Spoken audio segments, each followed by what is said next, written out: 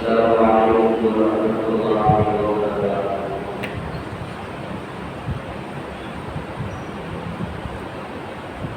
الحمد لله رب العالمين، والصلاة والسلام على سيدنا محمد صلى الله عليه وسلم وآله وصحبه أجمعين. أما بعد، فأعوذ بالله من الشيطان الرجيم. بسم الله الرحمن الرحيم. ولتكن منكم أمة يدعون إلى الخير ويأمرون بالمعروف وينهون عن المنكر وأولئك هم المفلحون. صدق الله مولانا العظيم. எல்லா புகழும் அல்லாஹ் ஒருவருக்கு உரித்தாகட்டும். நம்முடைய நாயகம் சரதாரி ஆலம் ஷஃபீஉன் முஸ்லிமீன் ஸல்லல்லாஹு அலைஹி வஸல்லம் அவர்கள் மீதும் அவர்களின் வாழ்க்கை வழிமுறைகளை நம்பிக்கை மாறாத பின்பற்றி வாழ்ந்த உத்தம சத்திய சஹாபாக்கள், தாபிஈன்கள், தபஅ தாபிஈன்கள், நாதாக்கள், வலிமார்கள் ஆகிய அமலத்தில் இருக்கக்கூடிய நம் அனைவர்கள் மீதும் அல்லாஹ்வின் சாந்தியும் சமாதானமும் என்றென்றும் நீங்காமல் உண்டாகட்டும். கிருபையாளர் அல்லாஹ் தஆலா புனிதம் நிறைந்த இந்த ஜும்ஆவினுடைய நன்னாளில் என்ன நன்மைகளை நாடி நாம் இங்கே அமர்ந்திருக்கின்றோமோ அந்த நன்மைகளை பரிபூர்ணமாக சம்பூர்ணமாக அடையப்பெற்ற நல்ல மக்கள் கூட்டத்தில் அல்லாஹ் நம்மை எல்லாம் சேர்த்து நல்லவர்கள் வாழைக்கலாம். கண்ணியத்திற்குரிய அல்லாஹ்வின் நல்லடியார்களே, இன்றைய தினம் நாம் உங்களிடத்தில் பரிமாறிக்கொள்ளக்கூடிய விஷயம் பல நேரங்களில் நம்மிடத்தில் அது வலியுறுத்தி சொல்லப்பட்டதன் காரணத்தினால் அந்த செய்தியினுடைய மகத்துவத்தை, முக்கியத்தை மக்களுடைய உள்ளத்தில் கொண்டு போய் சேர்க்க வேண்டும் என்கின்ற உயர்ந்த நல்ல நோக்கத்தோடு அதனுடைய பலனை கண்ணால் காணக்கூடிய பாக்கியத்தை அல்லாஹ் தர வேண்டும் என்கின்ற தூய்மையான இதயத்தோடு உங்களுக்கு மத்தியில் அந்த விஷயத்தை நான் பரிமாறிக்கொள்ள ஆசைப்படுகின்றேன். அது ஒன்றும் புதிதான ஒரு விஷயம் அல்ல, நாமெல்லாம் அறிந்த ஒரு விஷயம்தான். ஒற்றுமை என்பது நமக்கு மத்தியில் இருக்க வேண்டிய மிக மிக முக்கியமான ஒரு விஷயம். அது ஆன்மீகம் சார்ந்ததாக இருந்தாலும் சரி, அரசியல் சார்ந்ததாக இருந்தாலும் சரி, குடும்பம் சார்ந்ததாக இருந்தாலும் சரி, மகல்லா சார்ந்ததாக, ஊர் சார்ந்ததாக, நாடு சார்ந்ததாக, அதை நீங்கள் எந்த வகையில் நீங்கள் எடுத்துக்கொண்டாலும் ஒற்றுமை என்பது எல்லா இடங்களிலும் அது பேணப்பட வேண்டிய ஒரு விஷயம். இந்த ஒற்றுமையை குறித்து அல்லாஹ் குர்ஆனில் ஒரு சில இடங்களில் குறிப்பிட்டு அல்லாஹ் பேசுகின்றான். அதில் ஒரு இடத்தில் அல்லாஹ் தெளிவாகவே சொல்லுவான், வஅதஸிமு பிஹப்லில்லாஹ், அல்லாஹ்வினுடைய கயிற்றை நீங்கள் பலமாக பற்றி பிடித்துக் கொள்ளுங்கள் என்று அல்லாஹ் குறிப்பிட்டு சொல்லுகிறார். இந்த ஒற்றுமை என்பது நம்முடைய வாழ்வினுடைய எல்லா நிலைகளிலும், அதிலும் குறிப்பாக இரண்டு விஷயங்கள், ஆன்மீகத்திலும் அரசியலிலும் நாம் அதை கடைபிடித்தோம் என்று சொன்னால் மற்ற விஷயங்களில் எல்லாம் அது தானாக வந்துவிடும் என்று சொல்லுகின்ற அளவிற்கு இந்த இரண்டு விஷயங்களில் நாம் மிகவும் பலகீனமாக நாம் இருந்து கொண்டிருக்கிறோம். நேற்றைய தினம் நாடு முழுவதும், உலகம் முழுவதும் சுதந்திர தினம் கொண்டாடப்பட்டது. 78வது சுதந்திர தினம் எல்லா இடங்களிலுமே அது கொண்டாடப்பட்டது. ஆனால் சமூகத்தினுடைய பார்வையில் அதை பார்க்கின்ற பொழுது நம்மிடத்திலே வருத்தப்பட்டு பல பேர்கள் பேசிக்கொண்ட விஷயம், ஆங்காங்கே 10 நபர்கள் சேர்ந்து கொண்டாடக்கூடிய இந்த குடியேற்றுதல் என்கின்ற இந்த நிகழ்வு அது நமக்கு எப்படி ஒரு பலனை தரும், அதில் நாம் எப்படி ஒரு பிரயோஜனத்தை பெற்றுக்கொள்ள முடியும்?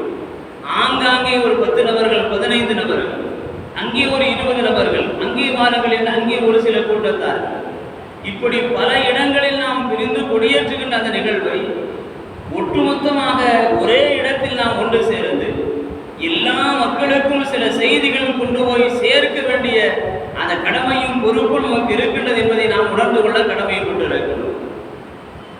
நம்முடைய முன்னோர்கள் வாழ்ந்த அந்த வரலாற்றினுடைய நிகழ்வை எந்த விஷயங்களாக இருந்தாலும் அடுத்த கட்டத்திற்கு நாம் நகர்த்துவதற்கு நாம் தவறினோம் என்று சொன்னார், நம்முடைய வாரிசுகளுக்கு அந்த வரலாற்றினுடைய உண்மைகளை எடுத்து சொல்வதற்கு அதில் நாம் கவனக்குறைவாக இருந்தோம் என்று சொன்னால், எந்த ஒரு சமுதாயம் வரலாறை மறந்து விடுகின்றதோ, எந்த ஒரு சமுதாயம் வரலாறை சொல்வதற்கு அவர்கள் தயக்கப்படுகின்றார்களோ, அவர்களுடைய வாரிசு வாழ்வதற்குண்டான வசதிகளை வாய்ப்புகளை இழந்தவர்களாக ஆகிவிடுவார்கள் என்பதைத்தான் சமூகத்தினுடைய வரலாற்றினுடைய அத்துணை நிகழ்வுகள் நமக்கு உணர்த்தி சொல்லுகின்றன.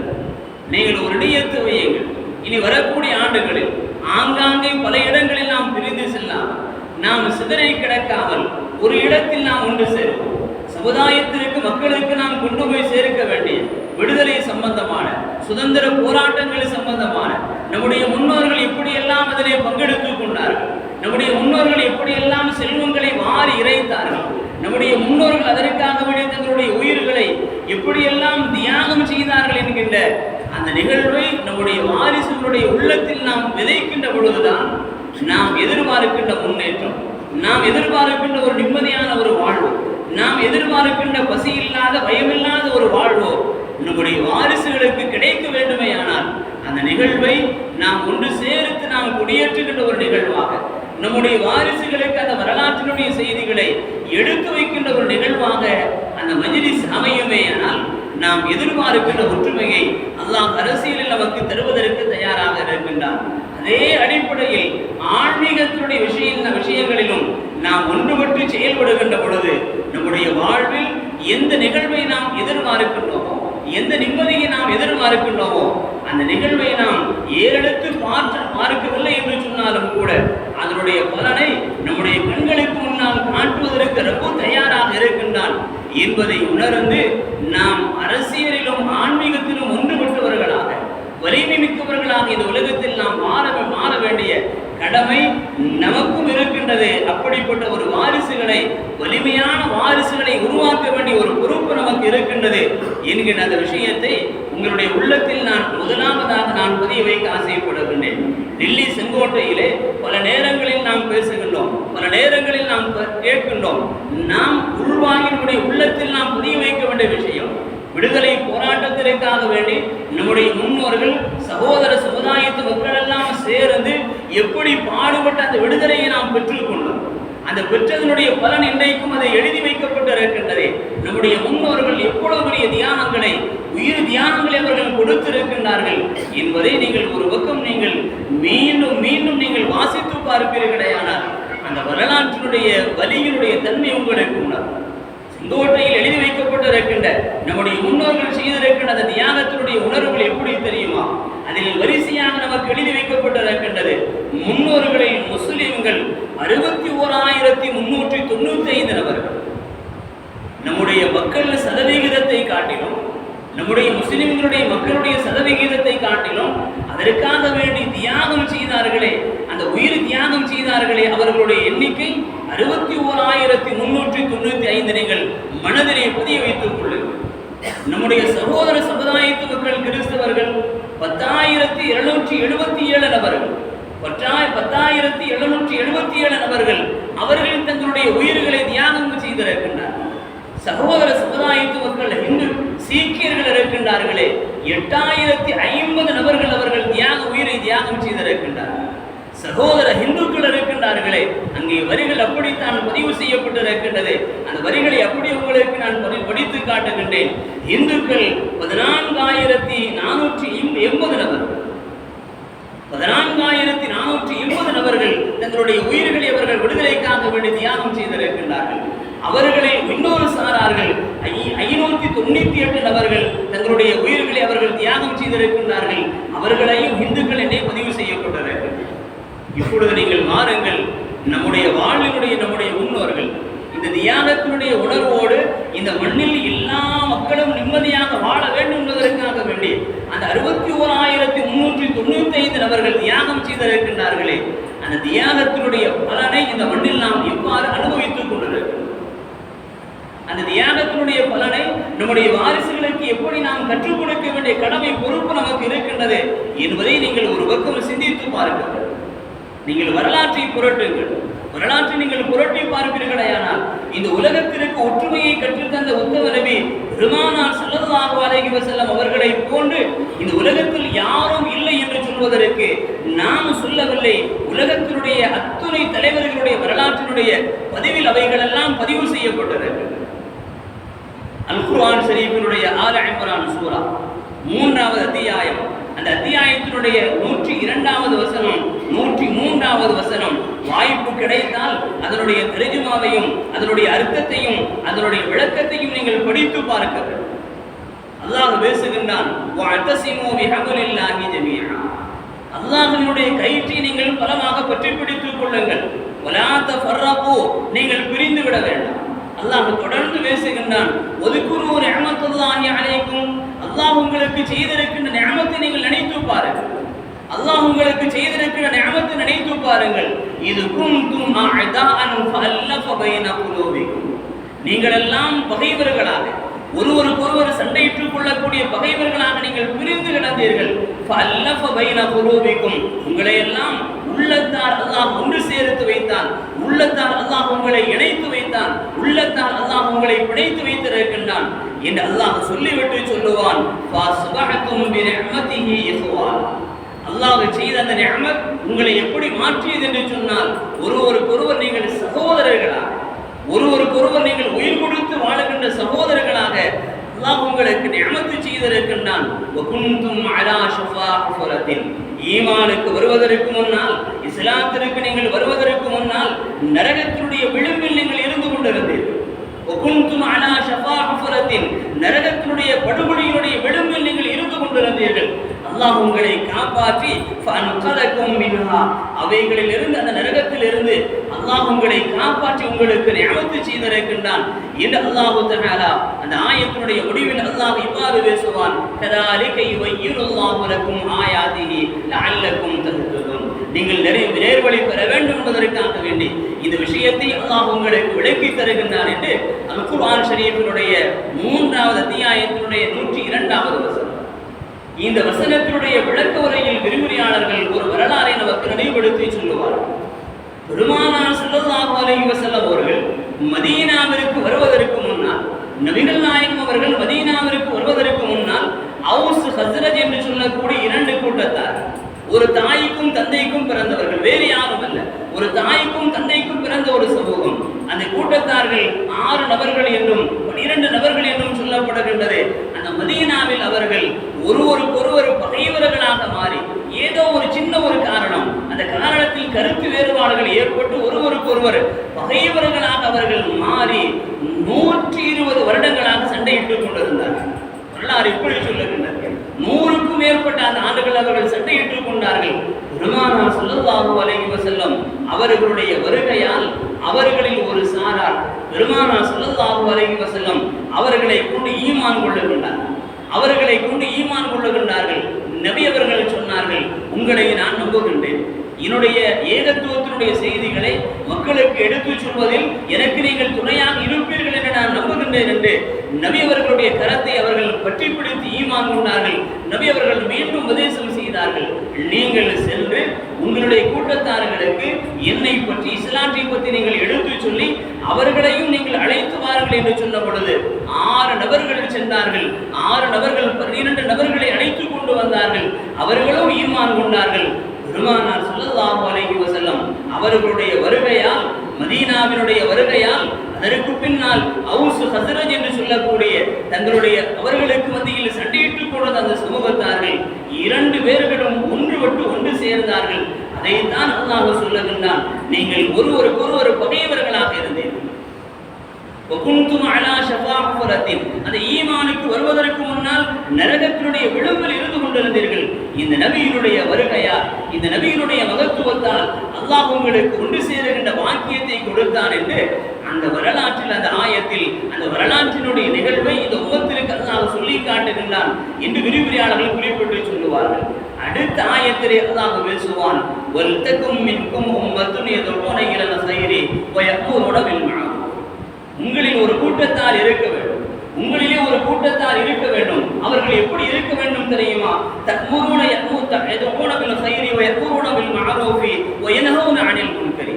நல்ல விஷயங்களை மக்களுக்கு ஏவ வேண்டும், தீமையான விஷயங்களை மக்களுக்கு தடுக்க வேண்டும்.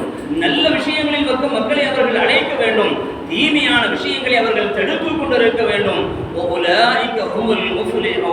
அவர்கள் தான் வெற்றி பெற்றவர்கள் என்று அல்லாஹ் இந்த ஆயத்தில் இந்த விஷயத்தை நமக்கு குறிப்பிட்டு சொல்லுகின்றார். நபியினுடைய வருகையால் ஒன்றுபட்ட ஒரு சமூகம் எங்கே? நபியினுடைய வருகையால் பல சகோதரர்களாக பல பிரிவுகளாக இருந்த அந்த சமூகத்தார் தங்களை தாங்களே அவர்கள் ஒன்றுபடுத்திக் கொண்டு இந்த உலகத்தில் அவர்கள் உயர்வை வெற்றியை கண்டார்களே, அவர்கள் எங்கே? அதே நபியினுடைய உம்மத்தில் இருக்கக்கூடிய நாம் நமக்கு மத்தியில் ஏன் பிளவு? நமக்கு மத்தியில் ஏன் சண்டை சித்திரம்? நமக்கு மத்தியில் ஏன் கருத்து வேறுபாடுகள்? நமக்கு மத்தியில் சில நேரங்களிலே நம்மை மிஞ்சி விடுகின்ற முகம் திருப்புகின்ற அளவுக்கு கருத்து வேறுபாடுகள் ஏற்படுகின்றது. இதுவெல்லாம் எதனால் இந்த பூமியில் சாத்தியமானது என்பதை ஒரு பக்கம் நாம் சிந்தித்து பார்க்க கடமைப்பட்டிருக்கின்றோம். பெருமானார் ஸல்லல்லாஹு அலைஹி வஸல்லம் அவர்களுடைய வருகையால் ஒன்றுபட்ட அந்த சமூகத்தினுடைய படிப்பினை நம்முடைய வாழ்க்கையில் வர வேண்டும். அது வர வேண்டுமேயானால் அல்லாஹ் நமக்கு உணர்த்துவதெல்லாம் 3 விஷயங்கள் நம்முடைய வாழ்க்கையில் இருக்க வேண்டும். 3 விஷயங்கள் நம்முடைய வாழ்க்கையில் இருக்க வேண்டும். முதலாவது, அல்லாஹ்வினுடைய பயபக்தி எல்லா இடங்களிலும் நிறைந்து காணப்பட வேண்டும். முதலாவது, அல்லாஹ்வினுடைய பயபக்தி எல்லா இடங்களிலும் நிறைந்து காணப்பட வேண்டும். மூன்றாவது, அல்லாஹ் நமக்கு தந்திருக்கிற இந்த குர்ஆனை பலமாக நாம் பற்றி பிடித்துக் கொள்ள வேண்டும். அல்லாஹ்வினுடைய கயிற்றை, ஒற்றுமையினுடைய கயிற்றை நாம் பலமாக பற்றி பிடித்துக் கொள்ள வேண்டும். மூன்றாவது, அல்லாஹ் நமக்கு செய்திருக்கின்ற அந்த நிஅமத்துகளுக்கு நாம் நன்றி செலுத்துகின்ற மக்களாக இந்த உலகத்தில் மாற வேண்டும். இந்த 3 அமல் நம்முடைய வாழ்க்கையில் எல்லா இடங்களிலும் வந்து விடுவேயானால் நாம் எதிர்பார்க்கின்ற அந்த ஒற்றுமையை அல்லாஹ் இந்த குர்ஆனின் மூலமாக, இந்த ஒற்றுமை என்கிற அந்த கயிற்றின் மூலமாக அல்லாஹ் நமக்கு தருவதற்கு தயாராக இருக்கின்றார். பெருமானார் ஸல்லல்லாஹு அலைஹி வஸல்லம் அவர்கள் மிம்பர் படியிலே அமர்ந்திருக்கின்றார். நபிகள் நாயகம் அவர்கள் மிம்பர் படியிலே அமர்ந்திருக்கின்றார்கள். சஹாபாக்கள் ஒவ்வொருவராக வந்து கொண்டே இருக்கின்றார்கள். ஒரு சஹாபி கேட்டார், யா ரசூலல்லாஹ், மனிதர்களில் சிறந்தவர் யார் என்று கேட்டார். ஒரு சஹாபி கேட்கின்றார், யா ரசூலல்லாஹ், இவ்வளவு மனிதர்கள் இந்த பூமியில் இருக்கின்றார்கள், அவர்களில் சிறந்தவர் யார் என்று கேட்கின்ற பொழுது அதற்கு பெருமானார் ஸல்லல்லாஹு அலைஹி வஸல்லம் அவர்கள் அந்த சஹாபாக்களுக்கு 3 அமலை சொன்னார்கள். 3 அமலை சொன்னார்கள். இந்த 3 அமல் யாருடைய வாழ்க்கையில் இருக்கின்றதோ அவர்தான் எல்லா மனிதர்களிலும் சிறந்தவர் என்று பெருமானார் ஸல்லல்லாஹு அலைஹி வஸல்லம் அவர்கள் சொல்லிவிட்டு அந்த சஹாபிக்கு சொன்னார்கள், முதலாவது, நன்மையான விஷயங்களில் மக்களை அழைக்க வேண்டும். நன்மையான விஷயங்களில் யதுஊன இலல் கைரி, நன்மையான விஷயங்களில் மக்களை அழைக்க வேண்டும். இரண்டாவது, நல்லவைகளை ஏவி தீயவைகளை தடுக்க வேண்டும். நல்லவைகளை ஏவ வேண்டும், தீயவைகளை தடுக்க வேண்டும். மூன்றாவது, யாரெல்லாம் உறவுகளால் பிரிந்து கிடக்கின்றார், யாரெல்லாம் தங்களுடைய இரத்த பந்தம் சொந்த பந்தங்களால் பிரிந்து கிடக்கின்றார்களோ அவர்களை ஒன்று சேர்ப்பதற்குண்டான முயற்சியை யார் எடுக்கின்றார்களோ, இந்த 3 அமலை தங்களுடைய வாழ்க்கையில் யார் செய்கின்றார்களோ அவர்கள் தான் வெற்றி பெற்றவர்கள், ஜெயம் பெற்றவர்கள் என்று ஹஜ்ரத் பெருமானார் ஸல்லல்லாஹு அலைஹி வஸல்லம் அவர்கள் சொல்லிவிட்டு சொன்னார்கள், மனிதர்களில் ஆக சிறந்தவர் இந்த 3 அமலை தங்களுடைய வாழ்க்கையில் யார் செய்கின்றார்களோ அவர்கள் தான் சிறந்தவர்கள் என்று பெருமானார் ஸல்லல்லாஹு அலைஹி வஸல்லம் அவர்கள் வந்து கேட்ட அந்த மனிதருக்கு மிம்பர்படியிலே அமர்ந்து இவ்வாறு பதில் சொன்னார். நல்லவைகளை ஏவுகின்ற அந்த பண்பாடு, நல்லவைகளை ஏவுகின்ற அந்த தன்மை இன்றைக்கு குறைந்து கொண்டே வருகின்றது என்று சொன்னால் ஏற்றுக்கொள்ளுகின்ற மனப்பான்மை குறைந்து போய்விட்டது. அது யாராக இருந்தாலும் சரி, ஏற்றுக்கொள்ளுகின்ற மனப்பான்மை, அந்த மனப்பாங்கு, அந்த பக்குவம் இந்த உலகத்தில் இல்லை என்று சொன்னால் நல்லவைகளை ஏவுகின்றவர்கள் இவனுக்கு சொல்லி என்ன பிரயோஜனம், சொல்லாமல் இருந்து விடலாம் என்கின்ற ஒரு நிலைக்குத்தான் இன்றைக்கு நீதி போதனை சொல்லக்கூடிய எல்லா விஷயங்களிலும் அவர்கள் தங்களுக்கு தாங்களே அந்த போதனைகளை சுருக்கி கொண்டு வருகின்றனர்.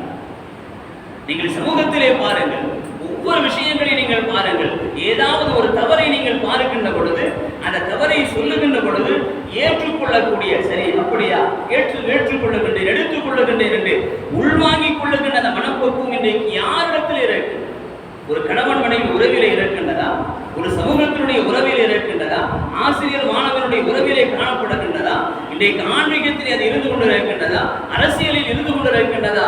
ஏற்றுக்கொள்ளுகின்ற மனப்பக்குவம் குறைந்து போனதன் காரணத்தினால் சொல்லக்கூடியவர்கள் நமக்கு ஏன் ஒம்பு என்று பின்வாங்கி சொல்லக்கூடிய சூழ்நிலைகளைத்தான் இந்த உலகத்தில் நாம் பார்க்கிறோம். பெருமானார் ஸல்லல்லாஹு அலைஹி வஸல்லம் அவர்கள் இந்த சமூகத்திற்கு மீண்டும் சொன்னார்கள், நல்ல விஷயங்களை யார் இந்த துனியாவில் ஏவி நடந்து கொண்டிருக்கின்றார்களோ அவர்கள் அல்லாஹ்விற்கு உற்றத்தோடு, நல்ல விஷயங்களை மக்களுக்கு யார் ஏவுகின்றார்களோ, எவ்வளவு சிரமங்கள் கஷ்டங்கள் வந்தாலும் சரி, அந்த நல்ல விஷயங்களை மக்களுக்கு ஏவுகின்ற அந்த மனிதர் அல்லாஹ்விற்கு உற்றத்தோழர், அல்லாஹ்வுடைய வேதத்திற்கு உற்றத்தோழர். அவர் என்னுடைய ரசூலாக இருக்கின்ற பெருமானார் ஸல்லல்லாஹு அலைஹி வஸல்லம் அவர்களுடைய நபியாக இருக்கின்ற எனக்கு அவர் உற்றத்தோழர் என்று அதற்கு பெருமானார் ஸல்லல்லாஹு அலைஹி வஸல்லம் அவர்கள் சொல்லுவார்களேயானால், நம்முடைய வாழ்க்கையில் இந்த ஒற்றுமையினுடைய மகத்துவத்தை புரிந்து ஒருவருக்கொருவர் நாம் பாவங்களிலிருந்து மற்றவர்களை தடுக்கின்றவர்களாக, நல்லவர்களை போதிக்கின்றவர்களாக, ஏவுகின்றவர்களாக, சொல்லுகின்ற பொழுது ஏற்றுக்கொள்ளுகின்ற மனப்பான்மை உள்ளவர்களாக இந்த பூமியில் நாம் மாறினால் தான் நிம்மதியான வாழ்வினுடைய அந்த வாசலை நாம் திறந்து பார்க்க முடியும் என்பதை பெருமானார் ஸல்லல்லாஹு அலைஹி வஸல்லம் அவர்களுடைய ஹதீஸ் நமக்கு உணர்த்தி சொல்லுகின்றது. நபி அவர்கள் எப்படி சொன்னார்கள்? ஆச்சரியப்பட்டு சொன்னார்கள், நபிமார்களை போன்று அமல் செய்யக்கூடியவர்கள். நபிமார்கள் எப்படி அமல் செய்தவர்கள்? அல்லாஹ்வால் பாவங்களை செய்வதை விட்டு பாதுகாக்கப்பட்டவர்கள் நபிமார்கள். அந்த நபிமார்களை போன்று அமல் செய்யக்கூடிய அந்த மக்கள் 18,000 மனிதர்களை ஒரு கிராமத்தை அல்லாஹ் வேதனை செய்தார். 18,000 மக்கள் இருந்தார்கள், ஒரு கிராமத்திலே இருந்தார்கள். அவர்கள் நபிமார்களை விட அதிகம் வேதனை செய்யக்கூடிய அமல் செய்யக்கூடியவர்களாக இருந்தார்கள். அல்லாஹ் ஏன் வேதனை செய்தான் என்று சஹாபாக்கள் மீண்டும் கேட்கின்ற பொழுது நபி அவர்கள் சொன்னார்கள், அவர்கள் அமல் செய்தார்கள், உண்மைதான், அல்லாஹ்விற்காக வேண்டி அமல் செய்தார்கள், உண்மைதான். ஆனால் தங்களுடைய கண்களுக்கு முன்னால் பாவங்கள் நடைபெறுகின்ற பொழுது, தங்களுடைய கண்ணுக்கு முன்னால் பாவங்களை செய்யக்கூடிய பாவிகள் வருகின்ற பொழுது அவர்களை பார்த்து அல்லாஹ்விற்காக வேண்டி அவர்கள் கோபப்படவும் இல்லை, அல்லாஹ்விற்காக வேண்டி அவர்கள் கவலைப்படவும் இல்லை, அதை பற்றி அவர்களிடத்தில் எதையும் பேசவில்லை.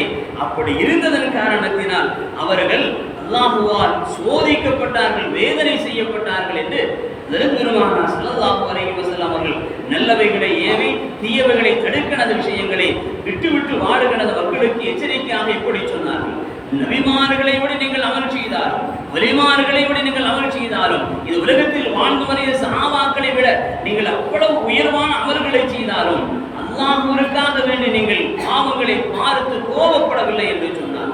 அல்லாஹ்விற்காக வேண்டி பாவங்களை செய்யக்கூடியவர்களை பார்த்து அந்த பாவத்தை விடுங்கள் என்கிற அந்த வார்த்தையை நீங்கள் சொல்லவில்லை என்று சொன்னார். அவர்கள் வேதனை செய்யப்பட்டதை போன்று உங்களையும் அல்லாஹ் வேதனை செய்வான் என்று பெருமானார் ஸல்லல்லாஹு அலைஹி வஸல்லம் அவர்கள் நமக்கு எச்சரித்து சொல்லுகின்றார்கள். அந்த வரிசையில் நமக்குண்டான வாழ்க்கையினுடைய அந்த நிலைகளில் இன்றைக்கு ஒற்றுமை என்பது கேள்விக்குறியாக்கப்பட்டிருக்கின்றது.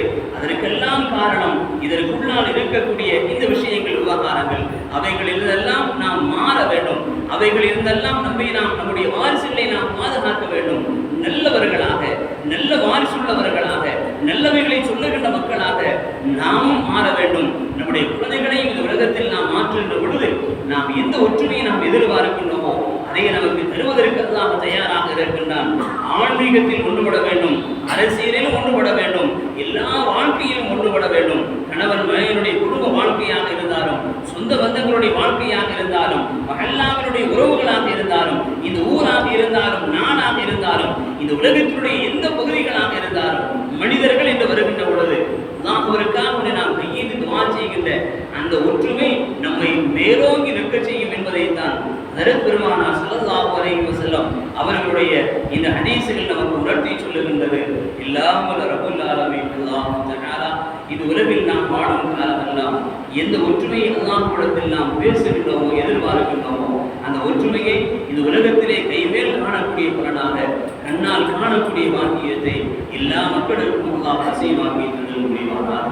உலகத்தில் மக்கள் எங்கெல்லாம் வாழுகின்றார்களோ அங்கெல்லாம் ஒருவருக்கொருவர் அன்போடு, பாசத்தோடு, நேசத்தோடு வாழ்ந்து நிம்மதியான ஒரு வாழ்வை வாழக்கூடிய வாக்கியத்தை எல்லா மக்களுக்கும் அல்லாஹ் நசீபாக்கி தந்தல் முடிவானார். இந்த உலகத்தில் நாம் வாழும் காலமெல்லாம் நாம் செய்யக்கூடிய எல்லா நல்ல அமல்களையும், நல்ல துஆக்களையும் நிறைவான முறையில் அல்லாஹ் கபூல் செய்து புரிவாராக. இந்த உலகத்தை விட்டு மரணிக்கின்ற பொழுது லா இலாஹ இல்லல்லாஹ் முஹம்மது ரசூலுல்லாஹ் என்கின்ற உன்னத கலிமாவை மனமகிழ்வோடு மொழிந்து மரணிக்கக்கூடிய பாக்கியத்தை அல்லாஹ் நம் அனைவர்களுக்கும் நசீபாகி தந்தல்வாராக. நாளை மறுமையினால் ஆசுரத்தினுடைய அனைத்து அதாபங்கள் வேதனைகளுடன் அல்லாஹ் நம்மை பாதுகாத்து ஜன்னத்துல் ஃபிர்தௌஸ் என்கின்ற சுவர்க்கத்தை அடையக்கூடிய பாக்கியத்தை அல்லாஹ் நமக்கும் நம்முடைய பெற்றோர்களுக்கும் நம்முடைய குடும்பத்தார்களுக்கும் நம்முடைய வாரிசுகளுக்கும் நம் அனைவர்களுக்கும்